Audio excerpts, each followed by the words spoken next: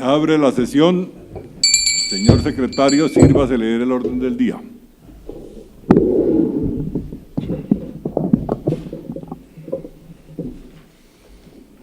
Muy buenas tardes, señores académicos, señor recipiendario doctor Javier Guerrero Barón, señores invitados especiales.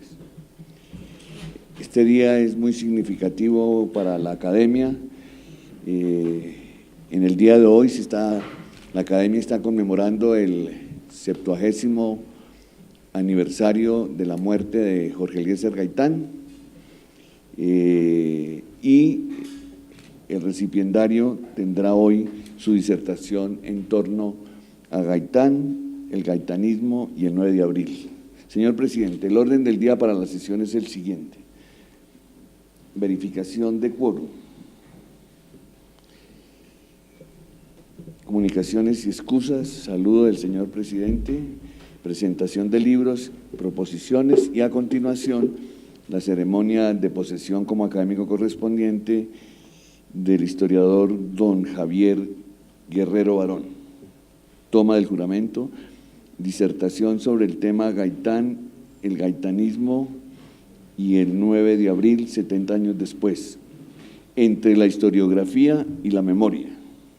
Esta es la primera parte de un estudio del recipiendario que va hasta el límite del siglo XX. Entrega de diploma, imposición de la insignia de la academia por doña Bárbara García, y terminado el acto académico, el recipiendario ofrece una recepción a los académicos e invitados en el Salón Luis Duque Gómez. Señor presidente, ¿hay quórum para deliberar y decidir? En consideración, en orden del día propuesto, ¿lo aprueban los señores académicos? Señor presidente, se han excusado varios de los académicos por estar ausentes del país o por motivos de salud. Se excusó el señor académico honorario, expresidente Belisario Betancur, por compromisos familiares ineludibles. La académica Adelaida Zurdí se encuentra en un seminario en la ciudad de Barranquilla. El académico José Antonio Ocampo también se excusa, está en un viaje fuera del país. El general Ibáñez por motivos de salud y el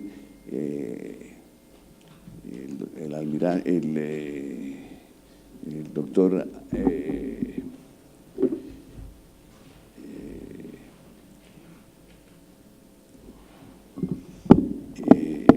Gentil Almario, disculpen.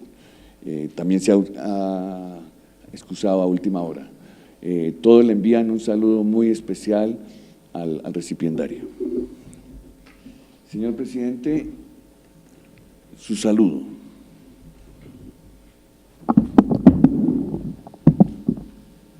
Un saludo muy especial para los señores académicos, para los invitados especiales y desde luego para el recipiendario, el doctor Francisco Javier Guerrero Barón.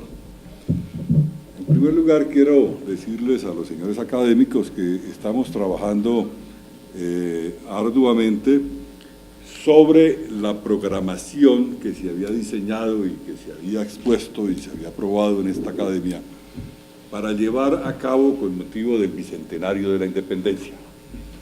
Pues tal como se había informado oportunamente, fue posible obtener unos recursos especialmente dirigidos a este programa, recursos que fueron dispuestos por el Ministerio de Cultura por petición muy especial que hiciera el presidente de la República, el doctor Santos. Entonces, estamos ejecutando ya ese presupuesto. Lo que se había establecido inicialmente era que se tratara de vincular a las academias regionales, por un lado, y por otro lado también a la comunidad estudiantil. Estamos en estos momentos celebrando las diferentes reuniones por regiones de Colombia, la región de la costa, la región occidental, la región centro, la región oriental y desde luego la región central.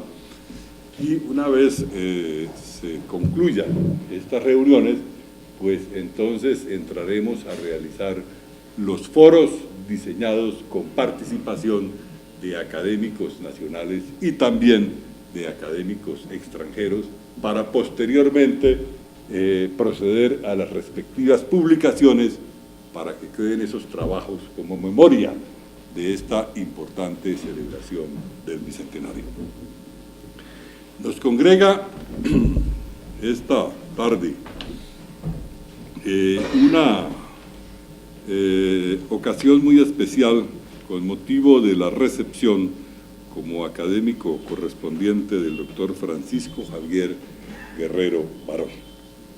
El doctor Guerrero es magíster en Historia de la Universidad Nacional de Colombia, posteriormente realizó el doctorado en Historia también en esa misma universidad, tiene estudios de bibliotecología y de métodos de investigación, ha estado vinculado de manera muy intensa a la actividad docente, no solamente como profesor y coordinador de las áreas de las ciencias sociales, sino también como decano de la Facultad de Educación de la Universidad Pedagógica y Tecnológica de Colombia.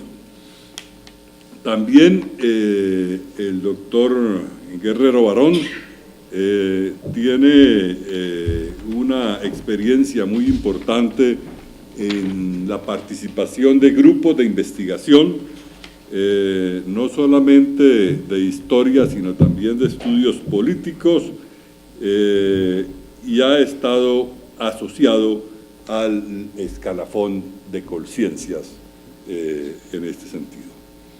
Tiene un importante listado de publicaciones, no solamente en revistas especializadas, sino a través de libros, unos elaborados o unos de su propia autoría y otros que ha productos de investigación desarrollada con otros académicos. También ha tenido distinciones muy importantes de diferentes entidades académicas y ha sido también presidente de la Asociación Colombiana de Historiadores. El recipiendario nos trae para hoy un interesante trabajo sobre la vida del político colombiano Jorge Eliezer Gaitán, de quien se conmemoraron precisamente en estos días los 70 años de su fallecimiento. Pues el doctor Gaitán ha sido una de las figuras políticas sobresalientes en el siglo XX en Colombia, no solamente como político, sino también como profesional del derecho, como uno de los grandes penalistas que tuvo el país en su momento, y a su vez reconocido también como uno de los grandes oradores del país en su momento. Dejamos en manos del doctor Javier Guerrero las consideraciones de su trabajo de investigación que hoy nos presenta. De todas maneras, él ha hecho la advertencia que es un resumen y que el texto definitivo lo entregará para ser publicado en la revista de la Academia de Historia.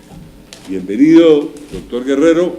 Esperamos que su vinculación a esta institución traiga también el compromiso de vincularse estrechamente con todas las actividades que esta institución está adelantando y desde luego con todos los principios que nuestros estatutos consagran. Le damos esa cordial bienvenida y le deseamos mucho éxito en la trayectoria que vaya a tener al interior de esta institución. Muchas gracias.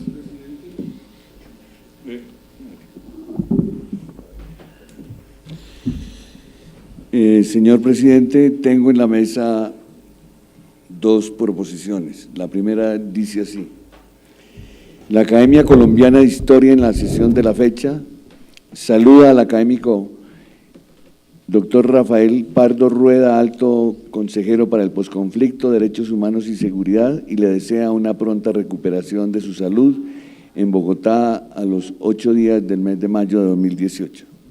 En consideración la proposición leída, ¿la aprueban los señores académicos? Gracias, señores académicos. Una segunda proposición dice así: la mesa directiva de la Academia Colombiana de Historia registra en la sesión de la fecha el 70º aniversario de la muerte del doctor Jorge Eliezer Gaitán. Esta sesión del 8 de mayo ha sido programada como conmemorativa y el discurso de orden será la disertación del historiador don Javier Guerrero Barón, quien ingresa hoy como académico correspondiente y que lleva como título Gaitán, el gaitanismo y el 9 de abril, 70 años después, entre la historiografía y la memoria. Al registrar esta conmemoración, la Academia Colombiana de Historia se asocia al legado histórico vinculado en la vida del caudillo, exministro de Estado y catedrático universitario que fue tan significativa en la historia política del siglo XX, en Bogotá, a los 8 días del mes de mayo de 2018. En consideración la proposición leída, ¿la aprueban los señores académicos? Gracias, señores académicos.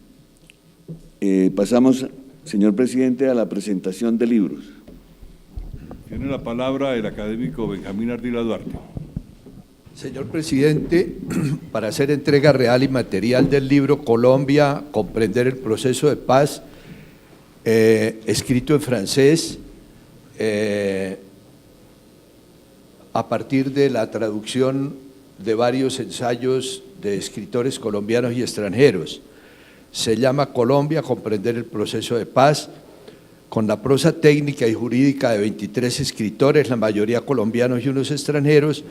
La Facultad de Ciencias Políticas de Estrasburgo ha editado este volumen en correcto francés. Incluye 2 ensayos de académicos nuestros, del presidente Eduardo Durán y del padre Fernán González, sobre el conflicto armado en Colombia y sobre el proceso de paz en La Habana, respectivamente. El prefacio y la introducción nos inician en el tema. Un grupo de ilustres pensadores e investigadores sociales, algunos con trabajo de campo, diseñaron el mejor aporte para respaldar crítica y constructivamente el proceso encaminado a darle a Colombia la paz que el romano llamaba una libertad tranquila. Con una bella portada del Socorro Santander, Colombia, la ciudad comunera, se presenta el sólido libro. Sobre la tierra, la democracia y la paz, escribe Darío Fajardo Montaña. Renán Vega Cantor explaya la dimensión internacional del conflicto y la injerencia de los Estados Unidos en el mismo. Daniel García Peña presenta la perspectiva histórica. Daniel Pecó contrasta el pacto del Frente Nacional con el reciente de La Habana. El novelista Gustavo Álvarez Gardiazabal, escritor y periodista, encuentra la paz en sus renglones. Este libro, para ser leído en los pueblos de habla francesa, enriquece la bibliografía sobre la paz que se construye y busca en el país su camino en medio de grandes vicisitudes.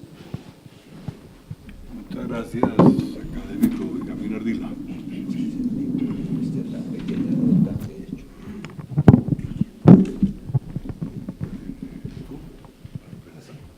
Tiene la palabra el académico Roger. Gracias, presidente. Una muestra de la producción historiográfica de las academias regionales en el encuentro que acabamos de tener el día de ayer con la Academia Departamental de Caldas, de Risaralda y de Quindío. Este trabajo, Paisajes inexplorados de la historia caldense, del presidente de la Academia Caldense de Historia, Ángel María Ocampo Cardona, y esta obra, Jorge Eliezer Zapata Bonilla, titulada Creadores de la Identidad, también bajo el sello editorial de la Academia Caldense de Historia. Muchas gracias. Gracias, académico Roger Pita. ¿Alguien más desea presentar? Tiene la palabra el secretario, doctor Luis Horacio López. Muchas gracias, señor presidente.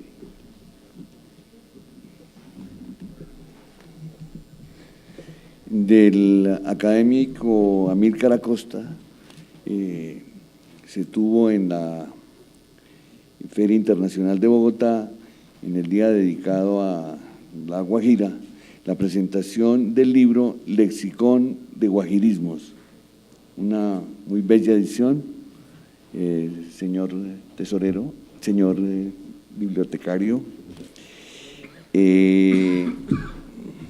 Hoy tenemos como novedad editorial de Free Press, de Paula Cuellar de la Vega, Todo el 9 de abril, crónicas completas y archivos secretos del asesinato de Jorge Eliezer Gaitán, 70 años del 9 de abril 1948.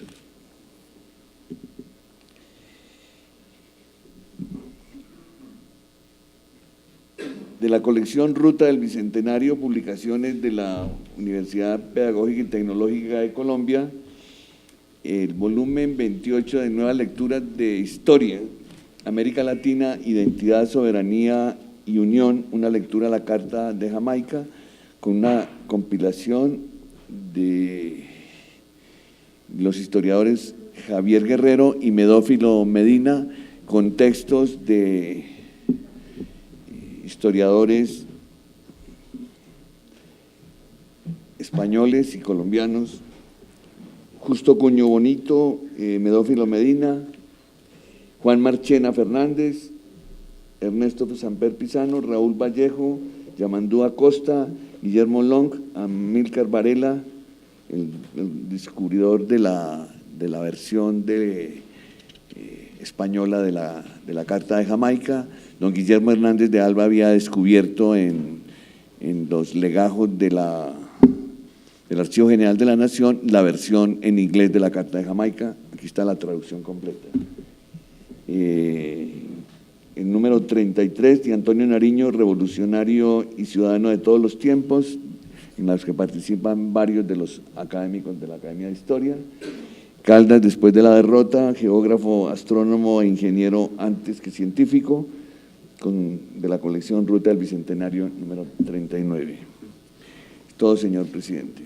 Pasamos entonces… Perdón un momentico, el doctor Roger Pita creo que tiene 2 libros más. Perdón, doctor. Presidente, la presidenta del Centro de Historia de Casanare, que nos acompaña, nos ha enviado gentilmente el número 13 y el número 15 de la revista Caribavare de este Centro de Historia. Muchas gracias. Muy bien. Continuamos con el orden del día, señor secretario.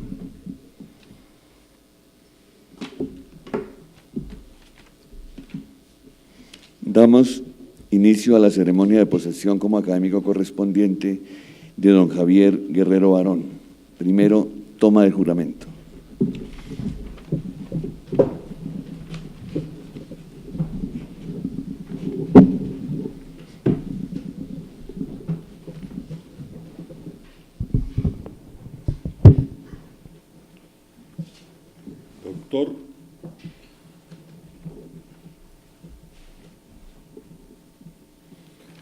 Doctor Javier Guerrero Barón, ¿jura usted por la patria y por la Academia cumplir fielmente los deberes que le impone el cargo de miembro correspondiente para el cual ha sido elegido por esta corporación? Sí, juro. Si así lo hiciere, la patria y la Academia se lo premien, si no, él y ella os lo demanden.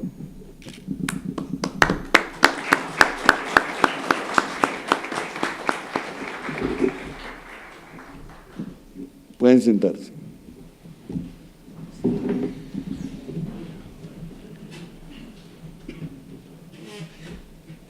A continuación, disertación del recipiendario sobre el tema Gaitán, el gaitanismo y el 9 de abril, 70 años después, entre la historiografía y la memoria. Tiene la palabra el doctor Javier Guerrero Barón. En primer lugar, señor presidente, señores de la Junta Directiva, académicos de número, académicos correspondientes, asistentes, queridos amigos y queridos familiares que hoy me han querido acompañar en esta noche fría, y sobre todo un cordial saludo a los que fueron mis maestros, que me enseñaron a entender la historia no como un relato, sino como un método riguroso para comprender el pasado y para saber y resolver problemas del presente. El historiador Jorge Orlando Melo dice que Colombia vive aún el síndrome del 9 de abril y tiene problema que tiene mucha actualidad. Dice que este síndrome tiene varias representaciones. Una es la figura de Gaitán, evocada ritualmente cada 9 de abril para invitar a la paz, paradójicamente. A una paz elusiva, producto de una violencia mutante que se niega a abandonar este terreno fértil para la crueldad extrema, que no construye y para la muerte inútil.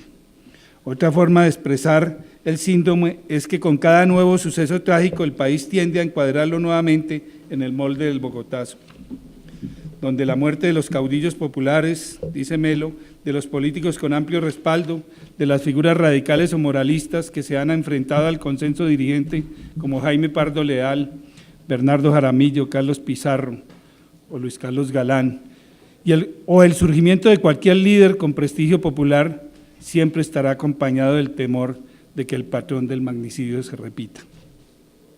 Otra manifestación del síndrome, dice Melo, es el miedo al populismo.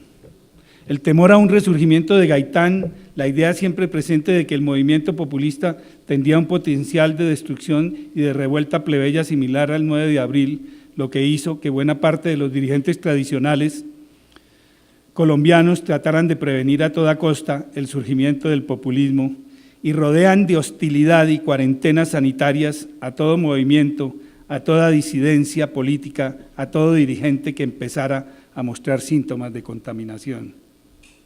Muy interesante, ¿no?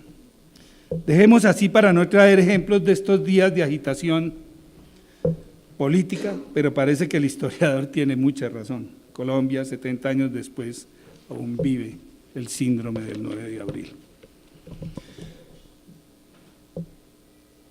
Desde hace 70 años se produjo un estallido popular que propagó el incendio político por muchas regiones de Colombia.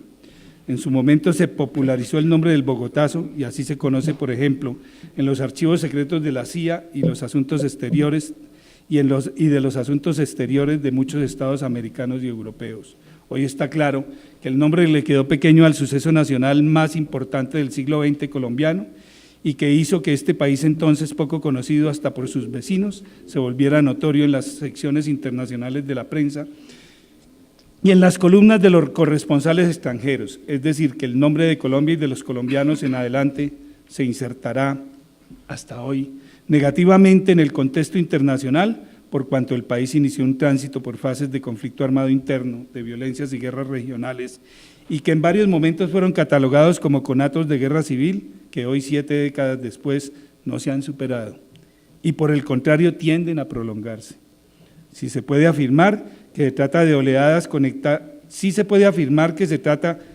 oleadas conectadas espacial y temporalmente con ese suceso originario, aunque su naturaleza sea distinta y cambiante. Me van a perdonar, pero voy a saltarme muchas partes de un texto que fue hecho con mucho cuidado para ustedes, pero que el tiempo exige rapidez.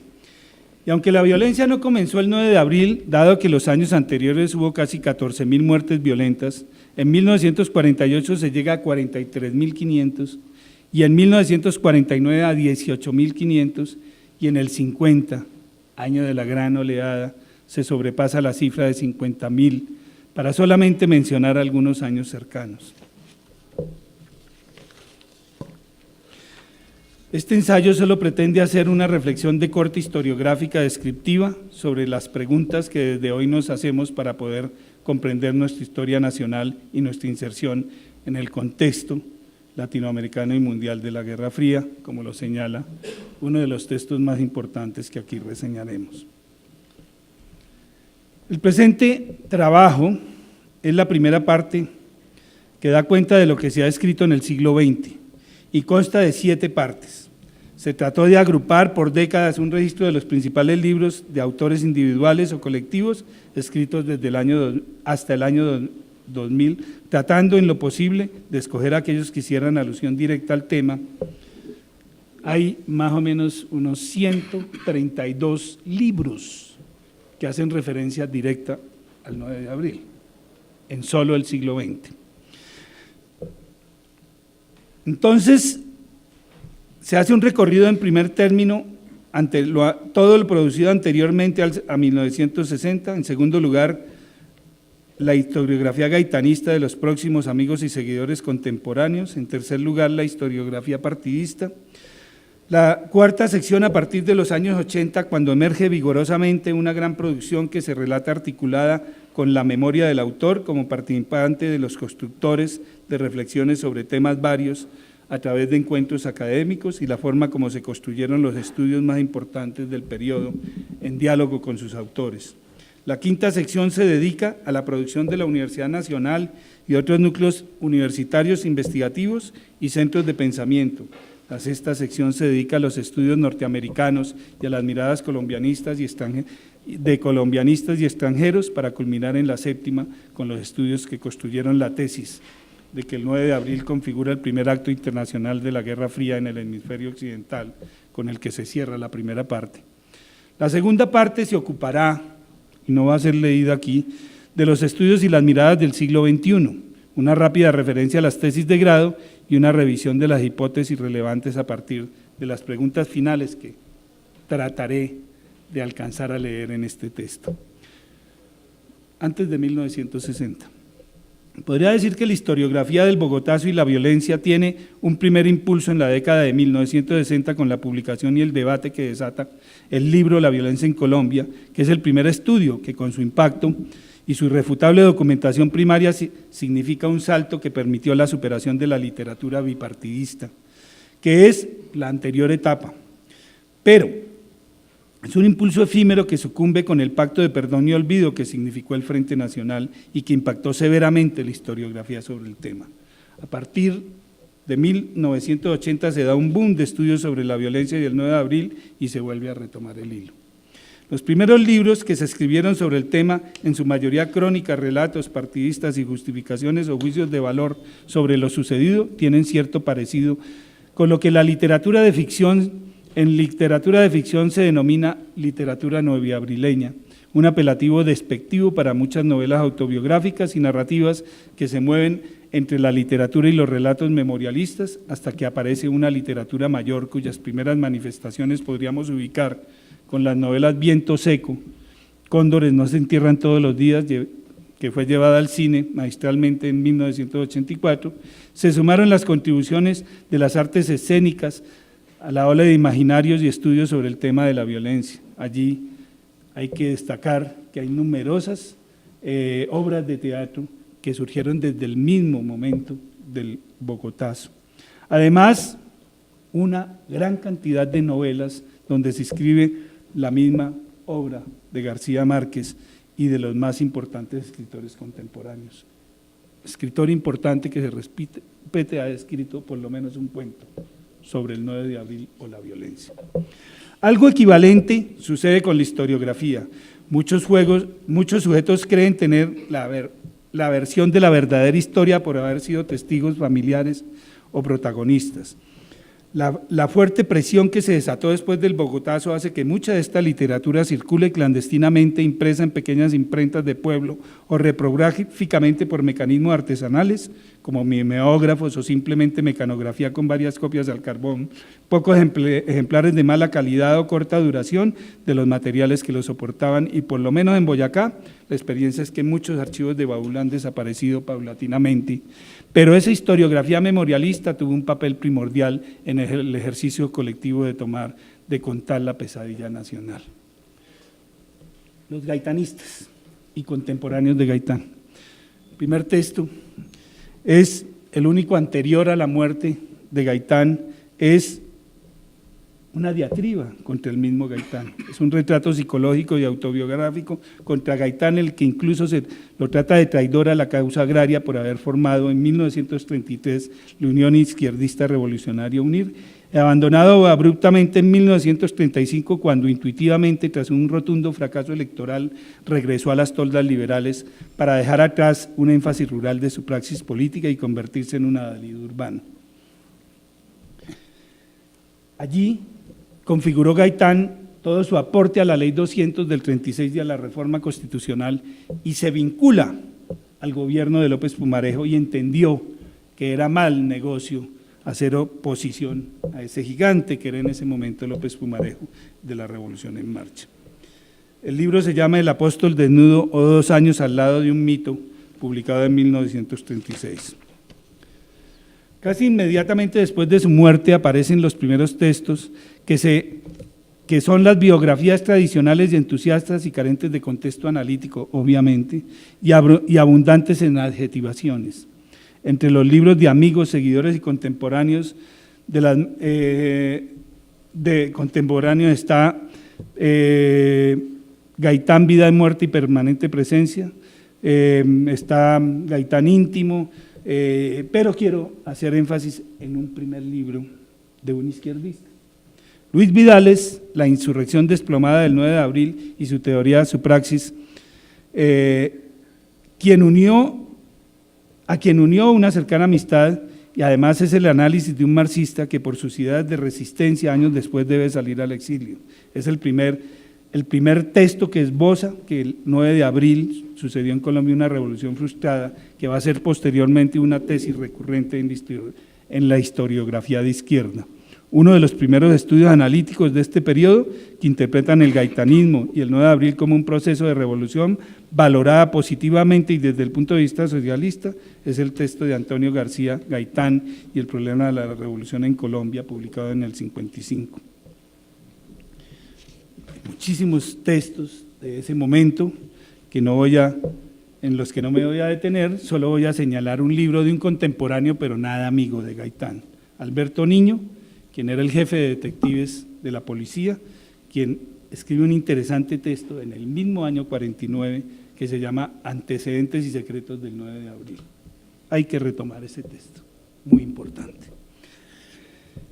Las versiones liberales realmente, bueno, hay muchos textos de diplomáticos, de personajes contemporáneos y unas visiones periodísticas interesantes. Voy a solo a señalar a Gonzalo Canal Ramírez y Arturo Abella, quienes publicaron libros sobre el tema. La historiografía liberal podríamos decir que se puede leer en casi todos los textos de la época, por ejemplo de Otto Morales Benítez, muy querido por esta academia.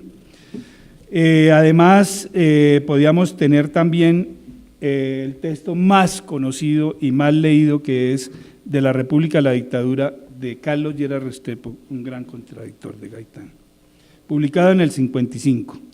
Milton Puentes, otro liberal, y Abelardo Forero Benavides podrían ser la trilogía liberal por excelencia. La historiografía liberal invariablemente reiterativa en las imputaciones al gobierno de Ospina y a líderes conservadores como Laureano Gómez. Literatura que refleja un sentimiento de mayoría sin poder y su idea de que con las mayorías parlamentarias y políticas se podían tomar decisiones más allá de la democracia, acudiendo a las vías de hecho. Liderado el partido por un Gaitán que en su última etapa, antes del asesinato como jefe del partido en el 46, se sentía arrolladoramente ganador de las elecciones del 47 y se le acusa de pecar de exceso de confianza en sus mayorías. Antes del 9 de abril la prensa y la literatura nos muestran un liberalismo errático, privado de la experiencia de los estadistas que tras la derrota y resentidos habían abandonado la escena pública, especialmente el caso de López, Santos, los Lleras y sus principales alfiles, lo que siempre se llamaron los oficialistas, para denostar de un gaitanismo siempre fronterizo y disidente. Muestran un Gaitán arrogante y triunfalista en el momento de su muerte, acompañado de un gaitanismo que se sentía virtualmente ganador y al cual veían vociferante y agresivo. En tanto que las provincias se muestra un liberalismo que debe enfrentar la actitud revanchista y abiertamente violenta de unas huestes conservadoras alentadas desde los directorios conservadores bajo la conducción de otro triunfalista, fatalmente triunfalista, que era Laureano Gómez, y por la prensa conservadora doctrinaria que se apoyaba en el resucitado discurso católico intransigente que desde los púlpitos los calificaba y tachaba indistintamente de comunistas. Esta literatura, sin excepción, refleja cómo el liberalismo provinciano enfrenta una violencia que se desata a partir de las gobernaciones y alcaldías y no tanto por parte de Ospina, el presidente que en la esfera nacional mantenía un discurso sorprendentemente moderado. Después del 9 de abril el discurso cambia. El Partido Liberal se unifica alrededor del ingreso al gobierno de Ospina y en el sepelio simbólico del 21 de abril en el Parque Nacional, donde ante una multitud nunca vista en Bogotá, el principal discurso fue asignado a uno de sus principales contradictores, Carlos Lleras Restrepo, vocero del santismo, enemigo a muerte de Gaitán, y al que asistieron representantes de los dos partidos y del gobierno. Es llamativo que en el tiempo no aparece ninguna foto del sepelio de Gaitán.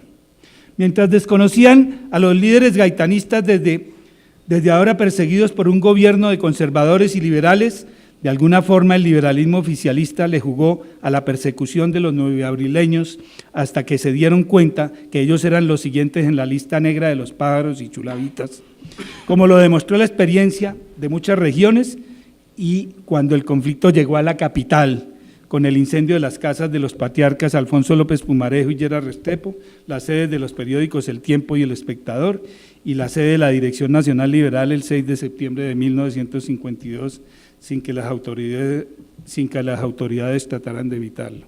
Era la profecía de Bertolt Brecht. De otra parte, los relatos conservadores buscan justificar lo sucedido y además disculparse de las imputaciones de los liberales invariablemente atribuyen al comunismo los excesos y el magnicidio mismo. Salto todas las hipótesis conservadoras porque son muy conocidas. Allí están los libros de Joaquín Estrada Monsalvo, así fue la revolución del 9 de abril, está la penetración soviética, los títulos de Fandiño Silva, por ejemplo, dicen mucho, la penetración soviética en América y el 9 de abril, que es un libro de 1949, es la tesis exactamente de Marshall. El libro conservador por excelencia, revelador desde el título mismo, es el de Rafael Azula Barrera, de la Revolución al Orden Nuevo, proceso y drama de un pueblo, publicado en el 56, que muestra una reflexión integral del proceso de la revolución conjurada con la más radical interpretación de la revolución en marcha. Además tiene el valor agregado, pues la revolución en marcha que fue una revolución comunista, ¿no? Además tiene el valor agregado de ser la crónica del secretario de la presidencia de Ospina, testigo de excepción de la noche más larga. Con ellos podríamos tener todos los detalles, la hora, ahora y el día a día de lo sucedido. Cierra este cuarteto de libros tan interesante, La batalla contra el comunismo en Colombia, capítulos de la historia patria que deben ser faro y brújula para las futuras generaciones de Colombia, de 1956, hecho sobre la base de los archivos del SIC, Servicio de Inteligencia Colombiana, que luego sería ese renombrado DAS, Departamento Administrativo de Seguridad. Para todos ellos, el 9 de abril era parte de la conjura comunista, por lo que la llegada del régimen de Laureano Gómez era la culminación de ese proceso de restauración del orden nuevo, así en términos musolinianos, especialmente en el caso de Azula. Según este autor, todo tiene que ver con una reacción acumulada desde la revolución en marcha, porque se estaba gestando una revolución comunista y que, como lo hizo Franco en España, había que revertirla. El sentido de la característica fundamental de la literatura partidista conservadora consiste en que sus principales autores dan por sentado que en Colombia hubo una revolución de carácter comunista. Todos están inmersos en la tesis de Marshall, la tesis que Marshall hizo dominante en los 3 días siguientes a los sucesos de abril sobre el complot comunista, que luego fue replicada por los informes diplomáticos secretos de las agencias de prensa.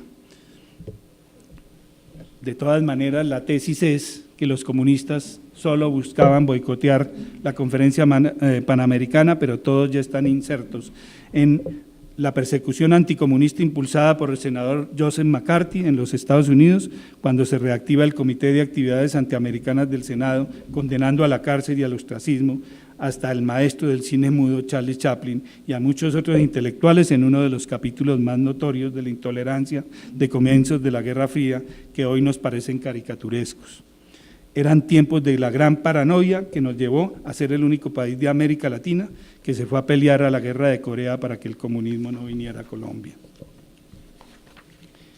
Pero en algo tienen de razón estas versiones conservadoras. El 9 de abril de alguna forma es la culminación de un proceso histórico de media duración, el que las luchas religiosas revivieron con mucha fuerza y se sumaron al profundo miedo a las reformas de la modernización que el liberalismo finalmente abandonó una a una. Lo que para estas versiones pasa desapercibido es que también una a una fueron recogidas y radicalizadas por Gaitán, más que en un programa político, en un discurso, que en la apelación permanente a la noción de pueblo genérica le quitaba merecimientos a los partidos e incluso al Partido Comunista, a los que a estos partidos en muchos episodios disputó sus huestes, porque el carisma fue tan fuerte que las tres vertientes ideológicas, liberales, conservadores y comunistas, le tributaron seguidores a un gaitanismo multiclasista y multipartidista y plebeyo que terminó siendo más radical que Gaitán mismo.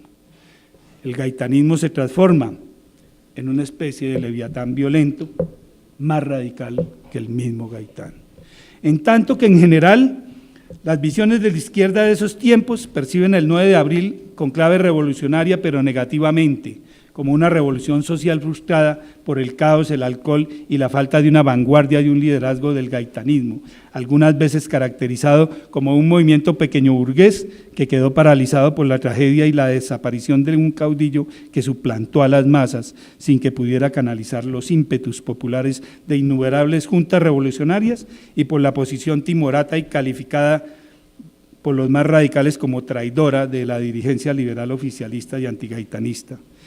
En tanto que los comunistas caracterizan a Gaitán como fascista, nunca lo vieron como un posible aliado, lo cual contribuyó a que hubieran pocos puntos de convergencia con los sectores heterodoxos de la izquierda, y esto tiene que ver con la fragmentación política después de la muerte de Gaitán. Caso excepcional fue el de Barrancabermeja por la fuerte organización obrera y la tradición de lucha sindical y la rápida organización de la Junta Revolucionaria que impidió que el caos se generalizara como en la mayoría del país. Por lo demás, todo se traduce en una historiografía de izquierda contemporánea al bogotazo, también incapaz de interpretar el momento histórico y de traducirlo en una salida civilizada al caos y al pesimismo armado y rabioso que surgió de esas jornadas. Es decir, que también la izquierda tiene una parte en la tragedia nacional. Historiografía y memoria de la década de los 80.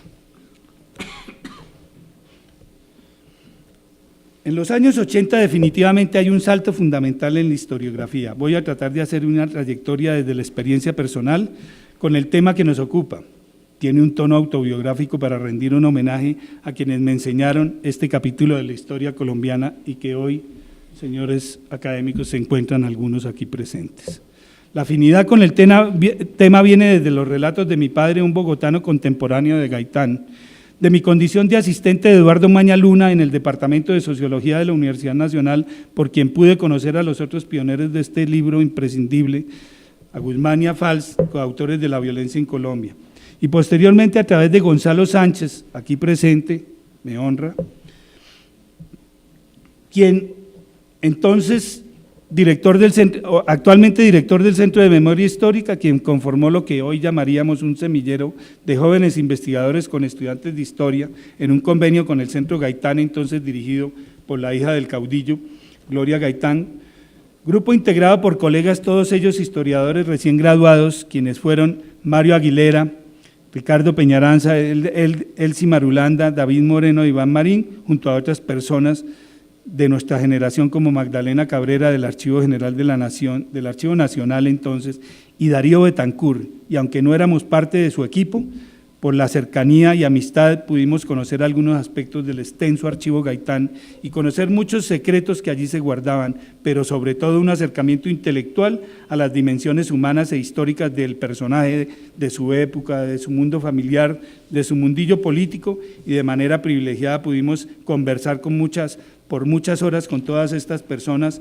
un círculo informado formidable que se sumaba a muchos académicos y a viejos gaitanistas de las élites y del pueblo que visitaban el centro, sin que tuviéramos vínculo institucional alguno, pues yo entonces era profesor en Chiquinquirá, en la universidad, pero el interés por el conocimiento y por la historia política, y por qué no decirlo de admiración por el fenómeno Gaitán, pues ellos administraban el archivo y sus tesoros donde estaban hasta los restos mortales del caudillo enterrados en la sala de la Casa Museo.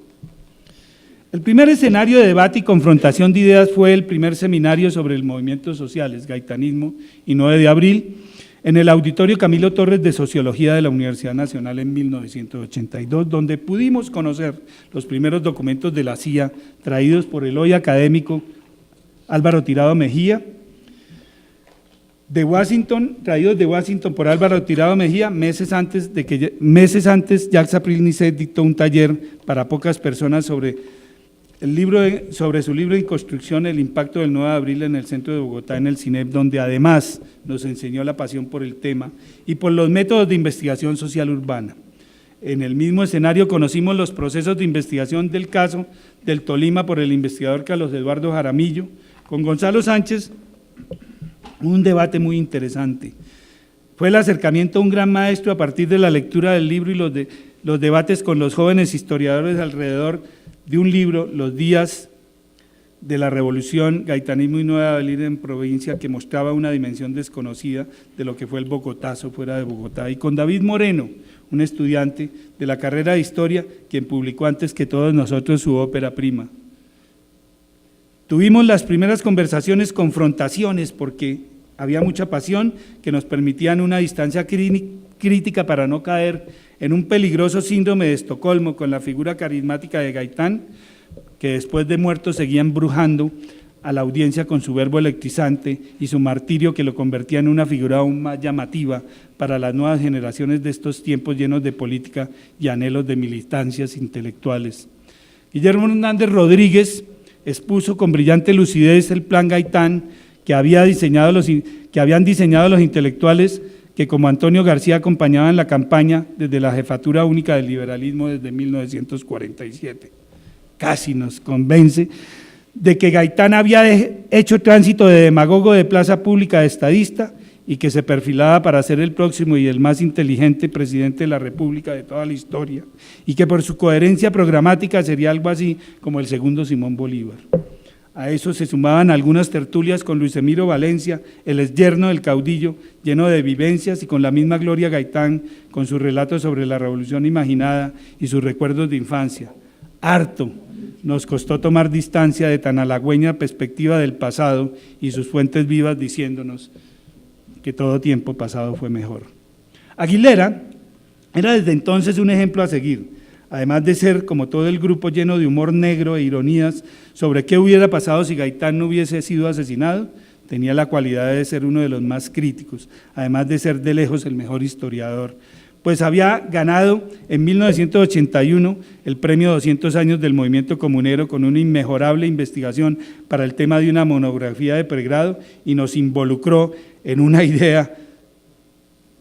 idea de que existía una línea de rebeldía popular de larga duración entre los comuneros y el gaitanismo, hipótesis que logró plasmar en otro excelente trabajo realizado con Renan Vega, titulado inicialmente Revolución Francesa, Simbología y Movimiento Popular, que también obtuvo el premio de los 200 años de la Revolución Francesa.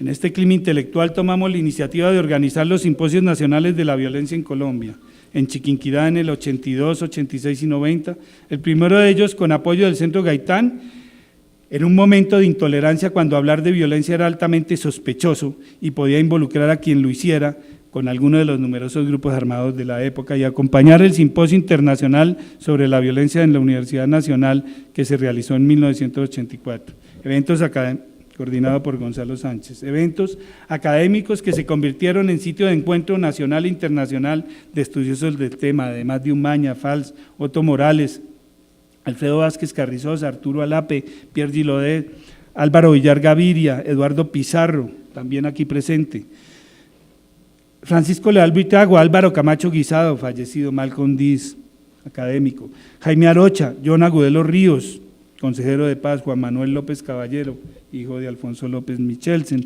Alfredo Molano, Alonso Salazar, Eduardo Umaña Mendoza, asesinado, luego veremos cómo, Gustavo Gallón, Ramón Jimeno, Marc Chernik, recientemente fallecido, Diego Montaña Cuellar, Renan Vega, Darío Betancourt, también asesinado, entre muchos otros. Los generales Joaquín Matallana y Luis Alberto Andrade Anaya relataron percepciones cuando los militares no podían ni querían hablar de estos temas entre públicos universitarios. Gonzalo Sánchez y Donny Mertins presentaron otro libro que marcó nuestra formación, que fue Bandoleros, Gamonales y Campesinos. Adolfo Ateortúa, por esos años, hoy rector de la Pedagógica, por esos años estudiante de la Universidad del Valle, presentó su trabajo sobre el norte. Y claro está, los trabajos iniciales del inmolado profesor de la Pedagógica Darío Betancourt sobre el gaitanismo, el problema agrario, la colonización, el papel del pájaro mayor León María Lozano, el 9 de abril en Tuluá, y la posterior conformación de los grupos de pájaros por el directorio conservador y apoyados por el general Rojas Pinilla, comandante en esos días de la brigada, y quien según crónicas periodísticas lo mandó liquidar, en Pereira en 1956. Apolinar Díaz Callejas merece atención especial por ese libro importantísimo del 9 de abril de 1948 en Barranca Bermeja, 10 días de poder popular.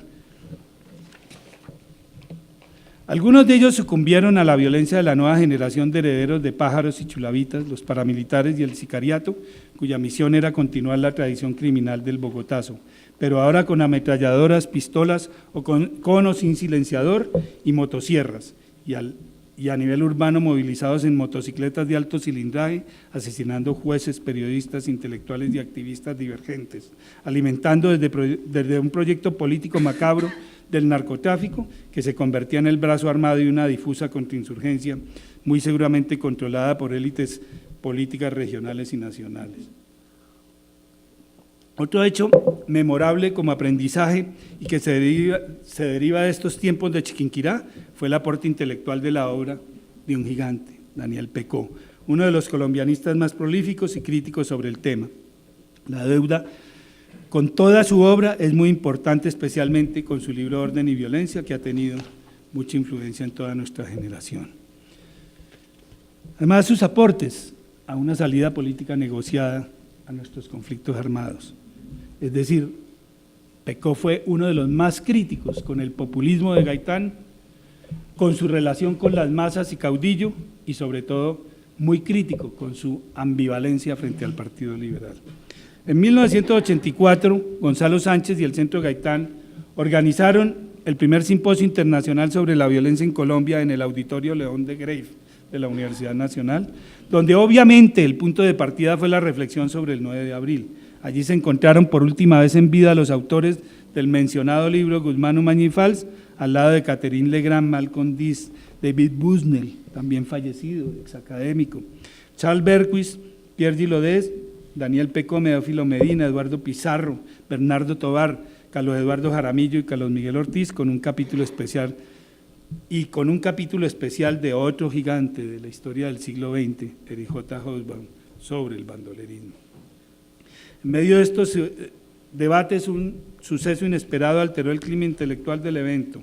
En la ponencia de Herbert Brown, Los mundos del 9 de abril o la historia vista desde la culata del arma del asesino, y que era el anticipo de un libro inmejorable que años después sería un hito editorial referente obligado sobre el tema Mataron a Gaitán, vida pública y violencia urbana en Colombia, hasta hoy un ensayo analítico, interpretativo, no superado.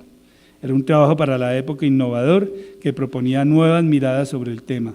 Escrito en Virginia, el texto afirmaba que había un conflicto entre lo público y lo privado con el entierro de Gaitán. Salto todas las anécdotas que allí se dieron, pero esto va a ser fundamental porque en ese evento se rompe la relación de la Universidad Nacional con el Centro Gaitán y, rotas estas relaciones institucionales, abruptamente se clausura una etapa de producción intelectual y visibilidad de la entidad creada para honrar la memoria del líder inmolado. Este fue el comienzo irreversible del entierro del Centro Gaitán, el cual fue liquidado por el gobierno de Álvaro Uribe Vélez en el año 2014 y su sede entregada a la Universidad Nacional sin recursos, quien aduce que no tiene un peso para su funcionamiento adecuado, siendo en la actualidad un edificio inconcluso y fantasmal. Al respecto, hay una anécdota que dejaré para la segunda parte, que tiene que ver con el salvamento del capital documental del Archivo Gaitán por parte de ya moribundo, el director y fundador del Archivo General de la Nación, Jorge Palacios Preciado, que contaré después en la segunda parte. Dejo para otra ocasión la Escuela de la Universidad Nacional, el Departamento de Historia, el Departamento de Sociología, la creación del IEPRI, que reordenó totalmente y sistematizó todos los conocimientos sobre el 9 de abril y la violencia y posibilitó una reflexión sistemática sobre la paz. Allí pues están los maestros que escribieron cosas fundamentales sobre eso. Debo reconocer a Carlos Miguel Ortiz, a Mauricio Archila, al mismo Medófilo, a Gonzalo, a Eduardo, a Gonzalo, quienes reconceptualizaron totalmente todo lo que allí se había y crearon un campo de estudio sistemático para transformar la mirada. Nos acercaron a una mirada internacional. Hay relato la mirada de los colombianistas. Quiero hacer una mención especial al libro de Paul Ockhus, que fue un hito importante, y finalmente quiero, si me lo permite, señor presidente, hacer una mención a un solo libro, que es para mí el libro capital del siglo XX con que se cerró el siglo, y que uno muy importante, pero que lo dejo mencionado, El saqueo de una ilusión, el 9 de abril, 50 años después, pero sobre todo quiero cerrar el ciclo del milenio, el ciclo de este milenio, con el libro de las grandes potencias, publicado en el 2000, que en su conjunto con los documentos de las embajadas de Estados Unidos, Francia, Inglaterra, anexos y trabajos por el colectivo de Gonzalo Sánchez, integrado por Eduardo Sanz-Rovner, sobre el contexto económico internacional, Pierre Gilaudet, contexto político, Douglas Ocher-Sofer, sobre la mirada del gobierno de los Estados Unidos, Renan Vega Cantor y Sara Jauregui, sobre la mirada francesa, y la revisión sistemática de los archivos ingleses por parte de Gonzalo Sánchez. La riqueza de fuentes primarias reveladas en conjunto, pasadas por la criba de la crítica y la mirada de los historiadores especializados, muestra una visión integral de los archivos secretos y diplomáticos, la mayoría de ellos hasta entonces inéditos, en la que muchas cosas nuevas se dicen. Yo quiero señalar que todavía, volviendo a leer ese libro, siento perplejidad y admiración. Allí están todas las preguntas sin respuestas que dejo en el texto escrito, que serán las grandes hipótesis que todavía están sin resolver.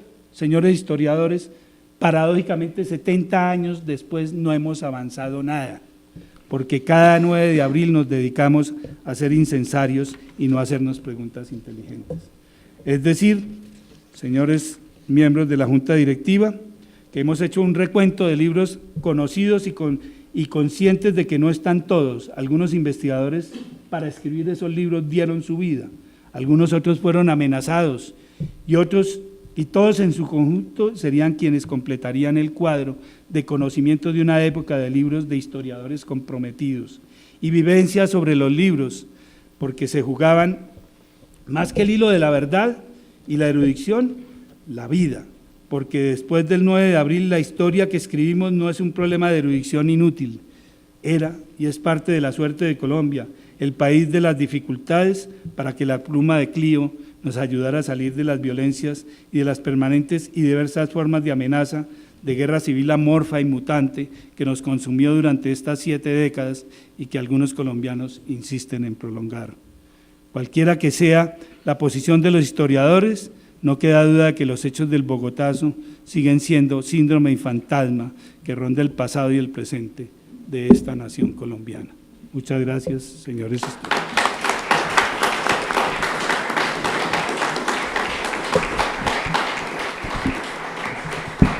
Muchas gracias al señor recipiendario por su trabajo, y quiero aprovechar la ocasión para decirles a los señores académicos aquí presentes y desde luego también a los ausentes, para que una vez analizado en todo su cuerpo este trabajo del doctor Guerrero,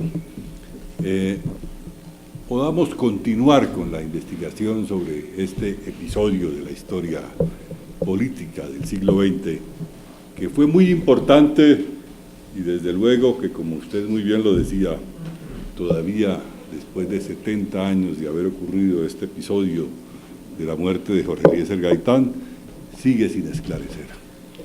Y sigue sin esclarecer porque no han existido ni pruebas testimoniales ni pruebas documentales que lleven a evidenciar cuáles fueron las verdaderas causas de ese asesinato. Por lo tanto, todos estos documentos que usted nos ha referenciado en el día de hoy merecen seguir siendo estudiados y merecen seguir siendo auscultadas las causas que pudieron generar este acontecimiento lamentable de la historia política colombiana.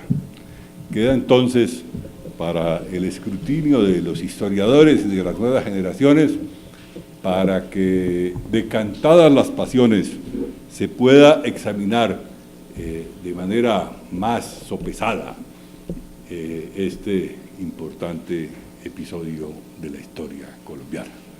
Vemos que muchas de las consideraciones o muchas de las situaciones que en un momento dado se pudieron exhibir como hipótesis fueron construidas sobre el calor de los acontecimientos, otras sobre las pasiones políticas y desde luego otras también que han intentado auscultar los académicos y los estudiosos del tema. Entonces vale la pena profundizar más sobre este acontecimiento, sobre estos hechos históricos que enmarcaron esta situación, para que en el futuro se puedan presentar consideraciones más sopesadas sobre este importante hecho. Bienvenido, doctor Guerrero, a esta academia. Continuamos con el orden del día, señor secretario. Felicitaciones al recipiendario. Le agradezco el ejemplo que nos ha dado del uso del tiempo. Sé el gran esfuerzo que ha hecho de tijera. Esperamos que en el transcurso del semestre podamos tener en el volumen 866 el texto completo de esta primera parte. Señor recipiendario, quiero expresar un saludo muy especial del vicepresidente, el padre Fernán González, quien ha tenido que trasladarse a Cali a inaugurar hoy un seminario sobre violencia. Me ha pedido que le exprese sus felicitaciones, por eso no está presente en la mesa directiva. El doctor Roberto Pineda tenía que inaugurar a las 5 de la tarde un seminario en el Instituto Colombiano de Antropología e Historia, de manera que ese vacío que usted encuentra en la mesa directiva se debe a situaciones ineludibles. Continuamos el orden del día, señor presidente, con la entrega del diploma.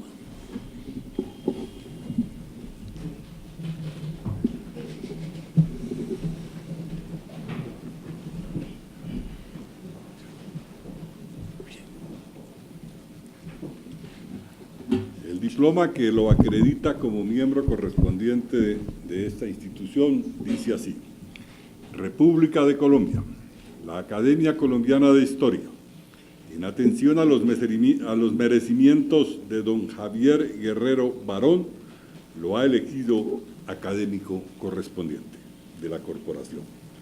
Bogotá, 8 de mayo de 2018, el presidente Eduardo Durán Gómez, el vicepresidente Fernán González González, el secretario Luis Horacio López Domínguez.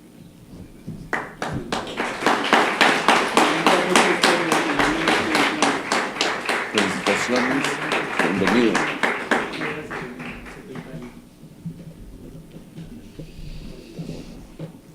Me permito invitar a doña Bárbara García a imponerle la insignia de la academia.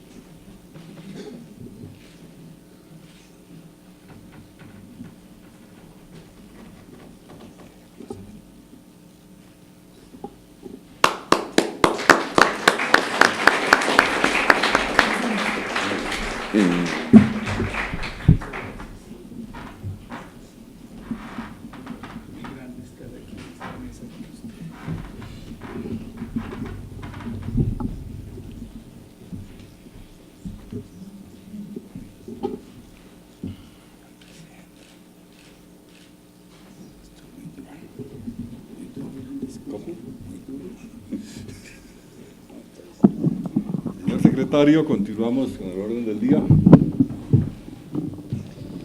Pueden sentarse. Señor presidente, dos noticias. ¿Pueden sentarse, por favor?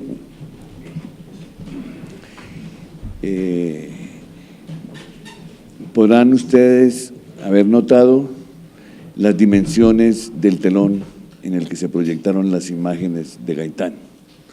Hemos finalizado hoy una primera parte del proceso que, con los auxilios del Ministerio de Hacienda, de tendido de fibra óptica, hoy tenemos la conexión de internet.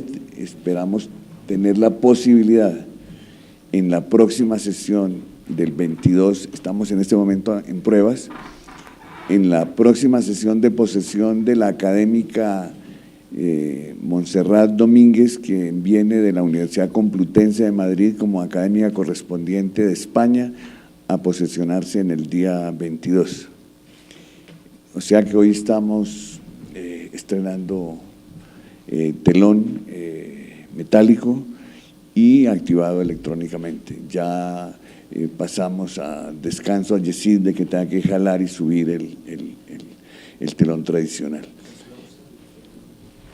De telonero, cierto. En el día pasado mañana, la Academia conmemora los 116 años de fundación. Me han solicitado algunos de los académicos de que no se juntaran las dos fechas de esta sesión con el almuerzo. Les tengo una noticia: el día 15 a las 12 del día, ese día es Día del Maestro, a las 12 del día tendremos el almuerzo de compañeros en el Club de Ingenieros. Será un homenaje que le hace la Universidad Libre de Colombia a uno de sus exalumnos, al doctor Gonzalo Correal Urrego. Será un almuerzo de compañeros ofrecido por la Universidad Libre, de manera que les voy a solicitar a los académicos que puedan acompañarnos ese día, se registren para poder coordinar con la universidad, y habrá una intervención de uno de los miembros del Consejo Directivo de la Universidad Libre en torno a la figura de Jorge Eliezer Gaitán. Ellos muy amablemente nos han prestado de su colección de retratos la fotografía que orna este salón. Terminado el orden del día, señor presidente. Se levanta la sesión. Muchas gracias a los señores académicos y a los invitados por su asistencia.